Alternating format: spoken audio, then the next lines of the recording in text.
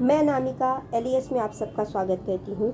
आज हम चर्चा करेंगे कि कैसे शिशुनाग वंश का अंत करके एक निम्न कुल में जन्मा व्यक्ति अपनी असाधारण योग्यता के बल पे मगध का शासक बना। कालाशोक की हत्या के बाद उसके 10 पुत्रों ने 22 वर्षों तक शासन किया। अब विचारणीय तथ्य ये है कि कालाशोक के हत्यारे ने उसकी हत्या के बाद 22 वर्षों तक प्रतीक्षा कैसे की। क्यों उसने तुरंत ही मगध की सत्ता को अपने हाथ में नहीं लिया। क्या कारण है कि मगध की जिस जनता ने अयोग्यनागी दशक को हटाया था उस जनता ने इस हत्यारे का विरोध नहीं किया। इसे समझने के लिए हमें संपूर्ण घटनाक्रम को विस्तार से जानना होगा और इसके लिए हमें शुरू करना होगा कालाशोक के समय से। चलिए शुरू करते हैं। मगध की सत्ता शिशुनाग वंश के शासक कालाशोक के हाथों में है। वह उनकी प्रिय रानी आनंदी, जिनके संबंध में मगध की जनता की ये राय है कि वे अवंत की एक गणिका थी, जिनके रूप से आकृष्ट होकर कालाशोक उन्हें ब्याह लाए। वे मगध की राजमहिषी बनी। साथ ही कालाशोक के अतिरिक्त आधा पाटलिपुत्र यह भी जानता था कि महापद्मनंद के लिए राजमहिषी आनंदी के मन में कोमल भावनाएं थीं। इन्हीं राजमहिषी आनंदी ने अत्यंत प्रेम पूर्वक कालाशोक से यह आग्रह किया कि नंद पुत्र महापद्मनंद को मंत्रिमंडल में अथवा सेना में महत्वपूर्ण पद प्रदान किया जाए। महापद्मनंद पर राजमहिषी द्वारा की जाने वाली इस कृपा का एक मुख्य कारण यह भी था कि एक आखेट के दौरान महापद्मनंद ने हिंसक पशु से राजमहिषी आनंदी के प्राणों की रक्षा की थी। यद्यपि कालाशोक सहमत नहीं थे, क्योंकि महापद्मनंद एक नपित पुत्र था, अर्थात नाई का पुत्र था। रानी के बार बार आग्रह का परिणाम यह हुआ कि अंततः कालाशोक मान गए और उन्होंने महापद्मनंद को सेना में उच्च पद प्रदान किया। मंत्रिमंडल के सभी अधिकारी राजा की अपनी पत्नी से प्रेम को जानते थे, अतः विरोध का कोई भी स्वर सामने नहीं आया। महापद्मनंद ने अपनी असाधारण योग्यता का परिचय दिया। इसने न सिर्फ रानी के साथ अपनी आसक्ति बढ़ाई, अपितु अनेक उपलब्धियों के साथ सेना में लोकप्रिय भी हुआ और शीघ्र ही यह सेनापति के पद तक भी पहुंच गया। अब इसने मगध की सीमा का विस्तार शुरू किया। वह अवंती से आगे भी मगध की सीमा का विस्तार होने लगा।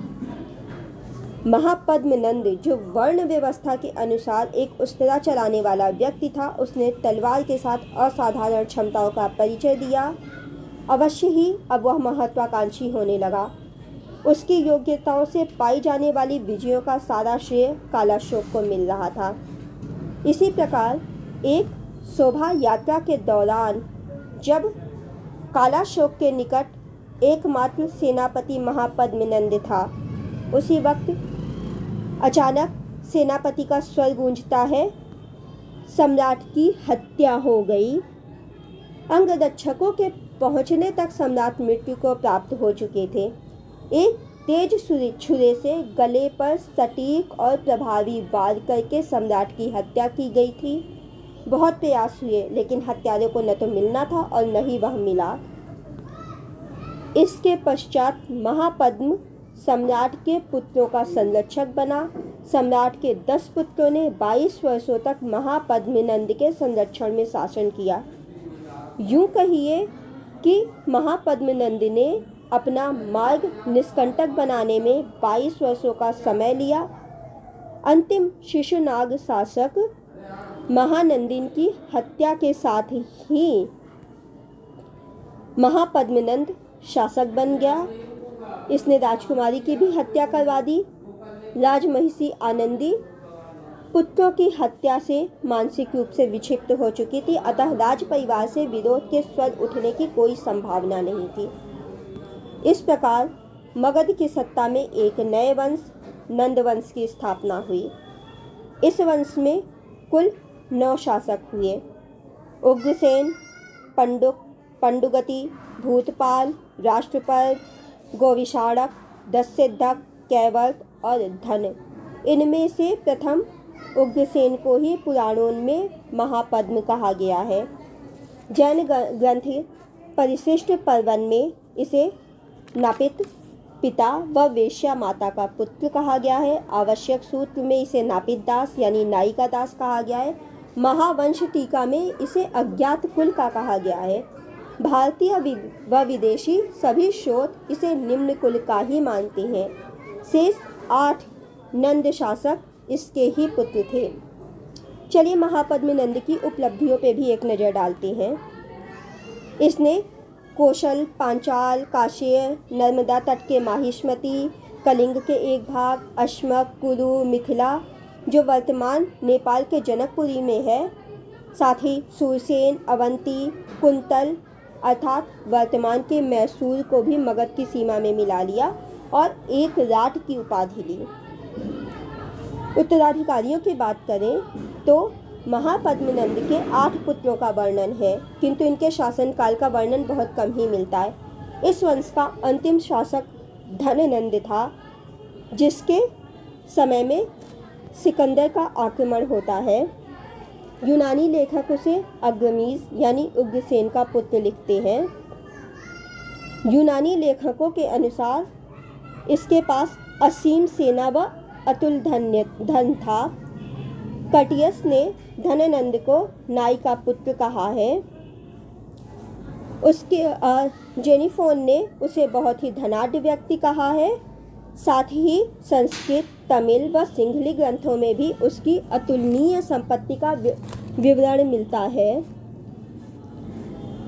इसके साथ ही उसके धन और बलपूर्वक कर वसूल करने की बौद्ध अनुश्रुति का टर्नर ने इस प्रकार विवरण दिया है कि सबसे छोटा भाई धननंद कहलाता था, क्योंकि उसे धन बटोरने का व्यसन था।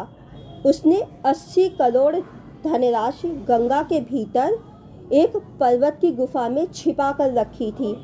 एक सुरंग बनवाकर उसने धन वहीं गड़वा दिया था।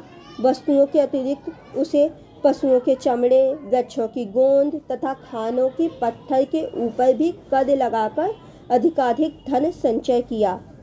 एक तमिल परंपरा में इसका विवरण कर देते हुए बताया गया है कि नंद राजा के पास अतुल संपत्ति थी, जिसे पाटलिपुत्र में उसने संचित किया था तथा गंगा की धारा में उसे छिपा दिया था। इसी प्रकार कथा सरित सागर से सूचना मिलती है कि नंदों के पास 11 करोड़ स्वर्ण मुद्राएं थीं।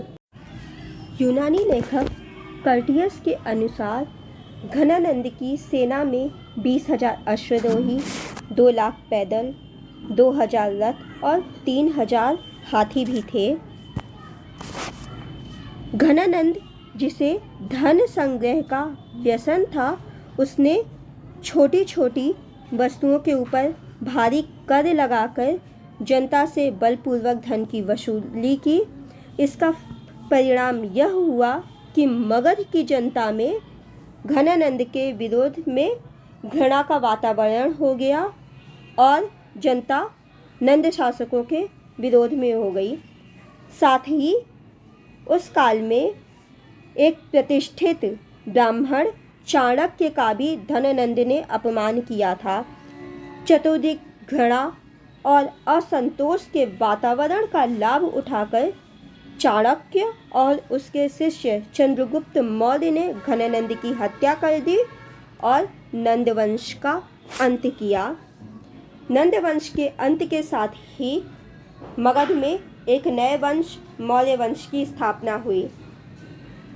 अगले वीडियो में मौर्य वंश को जानने से पहले हम जानेंगे बैटल ऑफ हाइडेस्पीस के बारे में। तो हमारे अगले वीडियो का टॉपिक होगा बैटल ऑफ हाइडेस्पीस।